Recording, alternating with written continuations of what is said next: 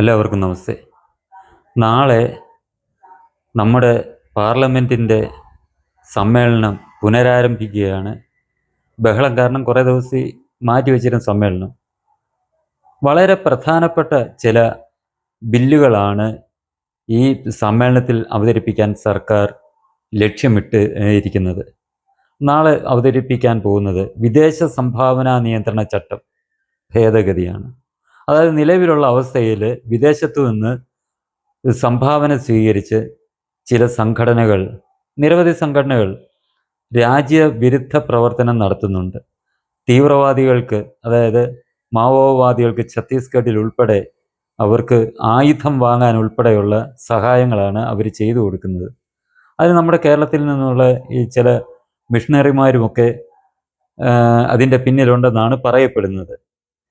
ഇതൊക്കെ നിയന്ത്രിച്ച് ഇവരെന്താവശ്യത്തിനാണോ വിദേശത്തു നിന്ന് സംഭാവന സ്വീകരിക്കുന്നത്, അതായത് ആതിര സേവനമെങ്കിൽ അതിന്, വിദ്യാഭ്യാസ കാര്യങ്ങൾക്കെങ്കിൽ അതിന്, സാമൂഹ്യ സേവനമെങ്കിൽ അതിന്, ഇങ്ങനെ ഏതുദ്ദേശത്തോടു കൂടിയാണോ സംഭാവന സ്വീകരിക്കുന്നത് അതല്ലാതെ ഈ പണം ഉപയോഗിച്ച് തീവ്രവാദ പ്രവർത്തനം, ഒപ്പം തന്നെ മതപരിവർത്തനം ഇതൊക്കെ നടത്തുന്നത് തടയുക എന്നുള്ള ലക്ഷ്യത്തോടു കൂടിയാണ് ഈ ബില്ല് കൊണ്ടുവരുന്നത്. ഇപ്പോൾ തന്നെ നമ്മുടെ വടക്ക് കിഴക്കൻ സംസ്ഥാനങ്ങളിൽ അവിടുത്തെ തനതായ സംസ്കാരത്തിനെ മൊത്തം തകർക്കുന്ന രീതിയിലുള്ള മതപരിവർത്തനമാണ് ഈ ക്രിസ്ത്യൻ മിഷണറിമാർ ചെയ്തുകൊണ്ടിരിക്കുന്നത്.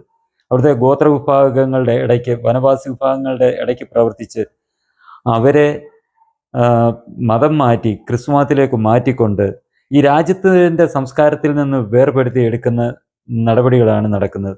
അതിൻ്റെ തിക്തമായ അനുഭവങ്ങളാണ്, ദോഷവശങ്ങളാണ് നാഗാലാൻഡ്, മിസോറാം, മണിപ്പൂർ പോലെയുള്ള സംസ്ഥാനങ്ങളിൽ നമ്മൾ അനുഭവിച്ചു കൊണ്ടിരിക്കുന്നത്.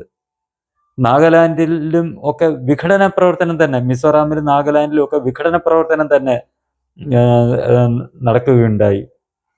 ഞങ്ങൾ വേറെ സംസ്കാരമാണെന്നും ഈ ഇന്ത്യയുടെ ഭാഗമല്ലാത്തതുകൊണ്ട് ഞങ്ങൾക്ക് വേറെ രാജ്യം ആയിട്ട് പോകണം എന്നൊക്കെ പറഞ്ഞാണ് ഇവരവിടെ വലിയ കലാപവും തീവ്രവാദ പ്രവർത്തനമൊക്കെ നടത്തിയിരുന്നത്. ഇതിനെല്ലാം പിന്തുണ കൊടുത്തുകൊണ്ടിരുന്നത് നമ്മുടെ കേരളത്തിൽ നിന്ന് പോയിരുന്ന ഈ മിഷണറിമാർ തന്നെയായിരുന്നു അന്ന് കാലത്ത്.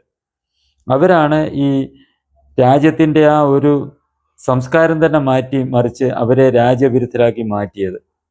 ഇത്തരം നടപടികളൊക്കെ തടയണം എന്നുള്ള ഉദ്ദേശത്തോടു കൂടി ഈ വിദേശ സംഭാവനാ നിയന്ത്രണ ചട്ടത്തിൽ ഭേദഗതി കൊണ്ടുവരാൻ തീരുമാനിച്ചുകൊണ്ട് നാളെ ആ ബില്ല് അവതരിപ്പിക്കുകയാണ്.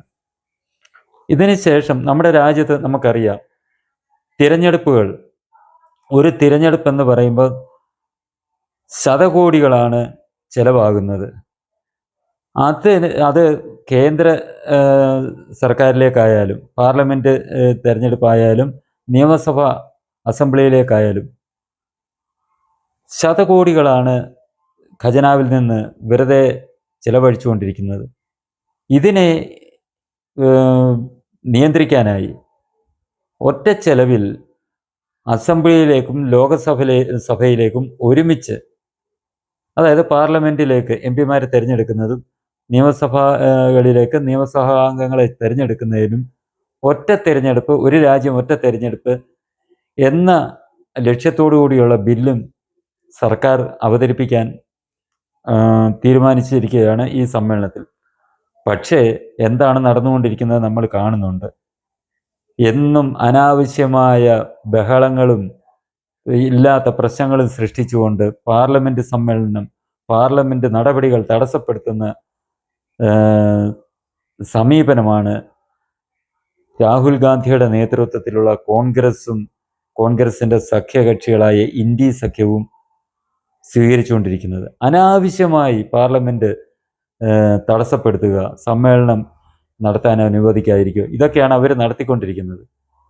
സത്യത്തിൽ നമ്മുടെ രാജ്യത്തെ ജനങ്ങൾ എംപിമാരായിട്ട് ഇവരെയൊക്കെ തിരഞ്ഞെടുത്ത് വിട്ടിരിക്കുന്നത് ഇങ്ങനെ പാർലമെൻറ്റിൽ വന്ന് മോശമായി പെരുമാറാനാണോ? ഒരു പാർലമെൻറ്റ് സമ്മേളനം കൂടുമ്പം രാജ്യത്തിൻ്റെ ഖജനാവിൽ നിന്ന് എത്ര ലക്ഷം രൂപകളാണ് ചിലവാകുന്നത് എന്നുള്ള കാര്യം നമ്മൾ ആലോചിക്കുക. അങ്ങനെ ലക്ഷക്കണക്കിന് രൂപ ഓരോ ദിവസവും ചെലവാക്കുക, ഇവരുടെ തെമ്മാടിത്തരം അവിടെ പ്രകടിപ്പിച്ചുകൊണ്ട് ഇത് അലങ്കോലപ്പെടുത്തുക, ആ ലക്ഷങ്ങൾ നഷ്ടപ്പെടുത്തുക. ഇതാണിപ്പോൾ കുറേ ദിവസം കൊണ്ട് പാർലമെന്റിൽ സംഭവിച്ചുകൊണ്ടിരിക്കുന്നത്. കോൺഗ്രസിന്റെ നേതൃത്വത്തിൽ രാഹുൽ ഗാന്ധിയും സഖ്യകക്ഷികളും ചെയ്തുകൊണ്ടിരിക്കുന്നത്. ഇതൊരിക്കലും അനുവദിക്കാൻ പാടില്ലാത്തതാണ്. ജനങ്ങൾ തിരഞ്ഞെടുത്ത് വിടുന്നത് എന്തിനാണ്? ഇങ്ങനെ ബഹളം വെക്കാനല്ല. ഭരണകക്ഷി ഒരു ബില്ല് കൊണ്ടുവന്നെങ്കിൽ അത് അവർക്ക് എതിർപ്പുണ്ടെങ്കിൽ അതിന്മേൽ ചർച്ച നടത്തി തങ്ങളുടെ എതിർപ്പ് അവിടെ പ്രകടിപ്പിച്ചുകൊണ്ട് പാർലമെന്റിൽ അവരുടെ അഭിപ്രായം പറയാനും അതിനെതിരെ പ്രതിഷേധിക്കാനും അവർക്ക് അവകാശമുണ്ട്. അതാണ് അവർ ചെയ്യേണ്ടത്. അതിനു പകരം അവിടെ കയറി ഈ മസിലും കാണിച്ച് ഈ അഭ്യാസം വലിയ ഭയൽമാന്മാരുടെ കൂട്ട് ഉള്ള പ്രകടനമൊക്കെ കാണിക്കാനല്ല ജനങ്ങൾ തിരഞ്ഞെടുത്ത് വിട്ടിരിക്കുന്നതും പാർലമെന്റിന്റെ ഈ ഖജനാവിൽ നിന്ന് പണം, നമ്മുടെ രാജ്യത്തിന്റെ ഖജനാവിൽ നിന്ന് പണം ചെലവാക്കി പാർലമെന്റിന്റെ സമ്മേളനങ്ങൾ കൂടുന്നതും. ഇത് ശക്തമായി ജനങ്ങൾ പ്രതികരിക്കേണ്ടതാണ്. ജനങ്ങൾ ഇത്തരം നടപടികൾക്കെതിരെ തെരുവിലിറങ്ങി പ്രതിഷേധിക്കേണ്ടി വന്നാൽ തെരുവിലിറങ്ങി തന്നെ പ്രതിഷേധിക്കണം. എങ്കിൽ മാത്രമേ ഇത്തരം രാജ്യത്തിൻ്റെ ഖജനാവിനെ മുടിക്കുന്ന, രാജ്യത്തിൻ്റെ സമ്പത്തിനെ മുടിക്കുന്ന ഈ പ്രതിപക്ഷങ്ങളുടെ തെമ്മാടിത്തരത്തിനെ നമ്മൾക്ക് തടയാൻ കഴിയുള്ളൂ. അത് BJP, ഈ കോൺഗ്രസ് ഭരിക്കുമ്പോൾ BJP നടത്തിയാലും BJP ഭരിക്കുമ്പോൾ കോൺഗ്രസ് നടത്തിയാലും എല്ലാം അങ്ങനെ കാണിക്കുന്ന തെമ്മാടിത്തരം തന്നെയാണ് എന്നേ നമ്മൾക്ക് പറയാൻ കഴിയുകയുള്ളൂ. അല്ലാതെ ഇത് ന്യായമായിട്ടുള്ള കാര്യമല്ല സഭ അലങ്കോലപ്പെടുത്തുന്നത്. അത് ആര് കാണിച്ചാലും അതിനെ തെമ്മാടിത്തരം എന്ന് മാത്രമേ നമ്മൾക്ക് വിളിക്കാൻ കഴിയുകയുള്ളൂ.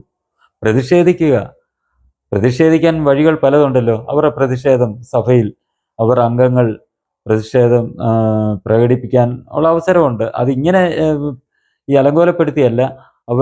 അവർക്ക് വായ ഉള്ളപ്പോൾ ഇവരാരും മൂകന്മാരായിട്ടുള്ളവരല്ല, ഊമകളായിട്ടുള്ളവരല്ല പാർലമെന്റിലെ MP-മാർ. അവർക്ക് പ്രസംഗിക്കാനാണ് വായിൽ നാക്ക്, അവർക്ക് ഭാഷ അറിയാം. അവരുടെ പ്രതിഷേധം അവർ വാക്കുകളിൽ കൂടി പ്രകടിപ്പിക്കുക, അത് പാർലമെന്റിന്റെ രേഖകളിൽ ഉൾപ്പെടുത്തുക. അങ്ങനെയാണ് പ്രതിഷേധിക്കേണ്ടത്. അല്ലാതെ അവിടെ കയറി തെമ്മാടിത്തരം കാണിച്ച് ബില്ല് വലിച്ചു കീറി അതും കാണിച്ച് ഇതും കാണിച്ച് രാജ്യത്തെ അപഹസിക്കുന്ന രീതിയിൽ, ജനങ്ങളെ വോട്ട് ചെയ്തവരെ അപഹസിക്കുന്ന രീതിയിൽ ഉള്ള പ്രകടനങ്ങളാണ് ഈ വിദ്വാൻമാരെല്ലാം കാണിച്ചുകൊണ്ടിരിക്കുന്നത്. ഇതിനെതിരായി ശക്തമായി തന്നെ നിലപാട് സ്വീകരിക്കാൻ ജനങ്ങൾ തയ്യാറാകണം. സർക്കാർ തന്നെ ഒരു ബില്ല് തന്നെ കൊണ്ടുവരിക. ഇങ്ങനെ പാർലമെന്റ് സമ്മേളനം കൂടാൻ കഴിയാത്ത രീതിയിൽ അലങ്കോലപ്പെടുത്താൻ പാടില്ല എന്നുള്ള രീതിയിലുള്ള ഒരു ബില്ലും കൊണ്ടുവരിക. സുഗമമായി പാർലമെന്റ് നടക്കണം. അവിടെ ബഹളം അല്ല നടക്കേണ്ടത്, ചർച്ചയാണ് നടക്കേണ്ടത്, അഭിപ്രായ പ്രകടനങ്ങളാണ്. അല്ലാതെ അവിടെ ഗുണ്ടായുസം കാണിക്കാൻ പ്രതിപക്ഷമായാലും ഭരണപക്ഷമായാലും കഴിയുകയില്ല എന്നുള്ള തരത്തിലുള്ള ബില്ലാണ് സത്യത്തിൽ ആദ്യം തന്നെ പാർലമെന്റിൽ പാസ്സാക്കേണ്ടത്. എങ്കിൽ മാത്രമേ ഇത്തരം അംഗങ്ങളുടെ ഇത്തരം മര്യാദഘട്ട പ്രവർത്തനങ്ങളെ, ജനങ്ങളെ അപഹസിക്കുന്ന, വോട്ടർമാരെ അപഹസിക്കുന്ന ഇത്തരം പ്രവൃത്തികളിൽ നിന്നും നമ്മൾക്ക് തടയാൻ കഴിയുകയുള്ളൂ. നമ്മുടെ രാജ്യത്തെ പ്രധാനപ്പെട്ട ബില്ലുകൾ അവതരിപ്പിക്കാൻ കഴിയുകയുള്ളൂ. അത് ഭൂരിപക്ഷത്തിന് അത് സ്വീകാര്യമാണെങ്കിൽ അത് പാസ്സാക്കട്ടെ, അല്ലെങ്കിൽ ഭൂരിപക്ഷം എതിർക്കുകയാണെന്നുണ്ടെങ്കിൽ അതിനെ തള്ളിക്കളയട്ടെ. അതല്ലേ വേണ്ടത്. അല്ലാതെ ബഹളവും വെച്ച് ഞാൻ മുസൽമാനാന്ന് കാണിക്കാൻ ഒരു ടീഷർട്ട് ഇട്ട് അങ്ങോട്ട് വന്ന് നിന്നിട്ട് ഏതാണ്ടൊക്കെ വിളിച്ചു പറയുകയും വായി വരുന്ന കോതയ്ക്ക് പാട്ടെന്ന് പറയുന്നതിനോട്ട് വിളിച്ചു പറയുകയും, ഇപ്പോൾ തന്നെ പാർലമെന്റ് അവിടെ കാണിച്ചത് എന്താണ്? അതിൽ ഹിന്ദുക്കളെ മൊത്തം ക്ഷേത്രത്തിനെ അപഹസിക്കുന്ന രീതിയിലല്ലേ രാഹുൽ ഗാന്ധി പെരുമാറിയത്? എന്തോ അയോധ്യയിലെ കൊള്ള എന്നും പറഞ്ഞ് സന്യാസിമാരെ അധിക്ഷേപിക്കുന്ന രീതി, സന്യാസിമാരെല്ലാം കള്ളന്മാരാണ്, ക്ഷേത്രത്തിലെ വഞ്ചി തട്ടിയെടുക്കുന്നവന്മാരാണ് എന്ന് വരുത്തി തീർക്കുന്ന തരത്തിലല്ലേ ഈ പപ്പു യാദവും ഈ പ്രതിപക്ഷ നേതാവ് പപ്പുവും അവിടെ നാടകം നടത്തിയത്? ഇതിനൊക്കെയുള്ള വേദിയാണോ പാർലമെന്റ്? പാർലമെന്റ് ഇതേപോലുള്ള തെമ്മാടിത്തരം കാണിക്കാനുള്ള വേദിയല്ല. ഈ പപ്പു യാദവും പപ്പു മോനും കാണിച്ച തെമ്മാടിത്തരം പോലുള്ളത് കാണിക്കാനുള്ള വേദിയല്ല പാർലമെന്റ്. പ്രതിഷേധം വാക്കുകളിൽ കൂടെ അറിയിക്കുക. അല്ലാതെ ഇതുപോലുള്ള മര്യാദകളും തെമ്മാടിത്തരവും കാണിക്കുന്നത് കർശനമായി നിയന്ത്രിക്കുന്ന രീതിയിലുള്ള ബില്ലാണ് വേണ്ടത്. അത് അവിടെ കാണിക്കുന്ന വായിൽ നിന്ന് വരുന്ന ഈ തോന്നിവാസം വിളിച്ചു പറയുന്നത് ഈ സഭയിൽ നിന്ന് സഭാരേഖകളിൽ നിന്ന് ഒഴിവാക്കി എന്ന് പറഞ്ഞുകൊണ്ട് മാത്രം കാര്യമായില്ല. ഇങ്ങനെയുള്ള മര്യാദകേടുകൾ പാർലമെന്റിൽ സംഭവിക്കാതിരിക്കാൻ ശക്തമായ ബില്ല് കൊണ്ടുവരിക. അങ്ങനെ കാണിക്കുന്നവരെ പുറത്താക്കാൻ ഉള്ള ഈ ഒരു ഈ പാർലമെന്റിൻ്റെ അല്ലെ ലോക്സഭയുടെ കാലാവധി കഴിയുന്നിടം വരെ പുറത്താക്കുന്ന രീതിയിലുള്ള ബില്ല് അവതരിപ്പിച്ച് അത് പാസ്സാക്കിയെടുത്താൽ മാത്രമേ ഇതിനൊക്കെ ഒരു അറുതി വരികയുള്ളൂ. അല്ലാതെ ഒരു ഈ സമ്മേളനത്തിൻ്റെ ബാക്കി വരുന്ന ദിവസങ്ങൾ വരെ സസ്പെൻഷനെന്നോ അല്ലെങ്കിൽ 2 ദിവസത്തേക്ക് സസ്പെൻഷനെന്നോ എന്നൊന്നും പറഞ്ഞിട്ട് മാറ്റി നിർത്തിയാൽ ഇവനൊന്നും മര്യാദയ്ക്ക് പാർലമെൻറ്റിൽ പെരുമാറുകയില്ല, പാർലമെൻറ്റ് സമ്മേളനങ്ങൾ നടത്താൻ അനുവദിക്കുകയില്ല. അത് മനസ്സിലാക്കി തന്നെ വേണം രാജ്യത്ത് നിയമം കൊണ്ടുവരേണ്ടത്. അതിനുള്ള ശ്രമമാണ് സർക്കാർ നടത്തേണ്ടത്. ഈ കാര്യങ്ങൾ ജനങ്ങളുടെ മുന്നിൽ അവതരിപ്പിച്ചിട്ട് ജനങ്ങളിൽ ബോധവൽക്കരണം നടത്തി ജനങ്ങളെയും ഒപ്പം ചേർത്ത് പിടിച്ചുകൊണ്ട് അവരുടെ അഭിപ്രായം എന്താണെന്ന് നിങ്ങൾക്ക് മനസ്സിലാക്കിക്കൊണ്ട് ഇത്തരം ബില്ലുകൾ കൊണ്ടുവരാൻ ശ്രമിക്കുക. പാർലമെൻറ്റ് സുഗമമായി പ്രവർത്തിക്കാനുള്ള സാഹചര്യം ഒരുങ്ങുന്ന തരത്തിലുള്ള നിയമം കൊണ്ടുവരിക. അത് BJP ആയാലും കോൺഗ്രസ് ആയാലും മറ്റേതൊരു പാർട്ടി ആയാലും ഇങ്ങനെ പാർലമെൻറ്റിൻ്റെ സമ്മേളനങ്ങളെ അലങ്കോലപ്പെടുത്താൻ കഴിയാത്ത തരത്തിൽ ഉള്ള ബില്ലാണ് നമ്മളുടെ രാജ്യത്ത് പാർലമെൻറ്റിൽ കൊണ്ടുവരേണ്ടത്. അത്തരം നിയമമാണ് നമ്മുടെ രാജ്യത്ത് വേണ്ടത്. എങ്കിൽ മാത്രമേ നമ്മുടെ രാജ്യത്തിൻ്റെ ഗതി മുന്നോട്ട് നയിക്കാൻ കഴിയുകയുള്ളൂ, അല്ലെങ്കിൽ പിന്നോട്ടടിക്കത്തേയുള്ളൂ എന്നുള്ള കാര്യം ഭരണാധികാരികൾ മനസ്സിലാക്കി അതനുസരിച്ചുള്ള നടപടികളാണ് സ്വീകരിക്കേണ്ടത്. ഈ ചാനൽ നിങ്ങൾക്ക് ഇഷ്ടമായെങ്കിൽ ഇത് വളരുന്നതിനായി നിങ്ങൾ സഹായിക്കുക. ഇത് കാണുന്നതോടൊപ്പം തന്നെ ഇതിനെക്കുറിച്ചുള്ള അഭിപ്രായങ്ങൾ നിങ്ങൾ കമൻറ്റ് ബോക്സിൽ രേഖപ്പെടുത്തുക. ഒപ്പം തന്നെ ലൈക്ക് ചെയ്യുക. ഇത് കൂടുതൽ ആളുകളിലേക്ക് എത്തിക്കുന്നതിനായി ഇത് ഷെയർ ചെയ്യുക. ഇതിൽ ഇനിയും വരുന്ന വീഡിയോകൾ നിങ്ങൾക്ക് കിട്ടാനായി ബെൽ ബട്ടണും അമർത്തുക.